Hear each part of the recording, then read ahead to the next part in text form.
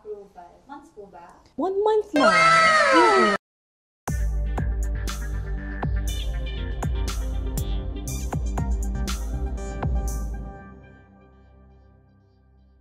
I'm Shirlene Gaza from Bataan, enrolled at SU College this January 2025 and taking up Advanced Product Management Strategic Leadership. Actually, 2 years ago, plan ko na talaga siya and sa friend ko, nauna siya nagpunta ng Canada. Tapos yung unang interview ko, unang inquire ko sa iCanada, ang nakausap ko agad is si Coach Jean. Tapos, na-explain niya naman sa akin yung magiging parang flow, kung paano magiging international student. And magandang opportunity naman talaga siya. So, 2 years before, tinry ko. Tapos, after 2 years, pagka-inquire ko si Coach Jean ulit. Tapos, the whole process, in-explain niya ulit sa akin. And maganda pa rin naman na opportunity. So, ginrab ko na. Honestly speaking, nag-check ako ng ibang agency sa 2 years na yun. Syempre, nag-scan din ako ng iba.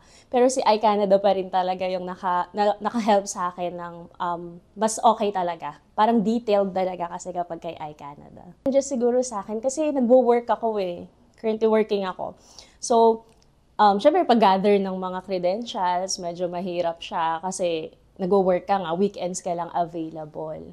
Pero naman, sa iCanada kasi, isang tanong mo lang sa kanila sa group chat, agad sila nagre-reply. So, hindi ka rin naman matatagalan ng paghingi sa kanila ng help. Nalaman ko na approve ako kasi September, pinatapos ko talaga yung ghost month bago ko in-apply. Bago kami nag-lodge nila, coach. Tapos, nasa office ako, tapos nag-message na sa akin sila, Coach Jean, na congratulations nga. So, nung una, hindi pa nagsisink in. Lumabas muna ako ng office kasi wala akong sinasabihan na nag-a-apply ako. Family ko lang talaga. Tapos, nung nakita ko na na-approve na nga daw yung visa ko, tawag agad ako sa parents ko, tapos nagsisigaw na ako doon sa labas. Ganun pala yung feeling kapag parang start na talaga ng dreams mo. 1 month lang. 1 month? Kasi nag-decide talaga ako mag-start na mag-apply na June. June ako nag-inquire. Tapos after 2 weeks lang ata, nag-start na ako nagpapasa-pasa ng mga tapos SOP, revisions, ganyan-ganyan. Tapos September talaga, doon ako nag-lodge na. Doon na kami nag-lodge. September 6, if I'm not mistaken. Tapos October 6 lang, approved na siya. Hindi ko lang na-tip, huwag kayo magdi-DIY. Mahihirapan talaga kayo.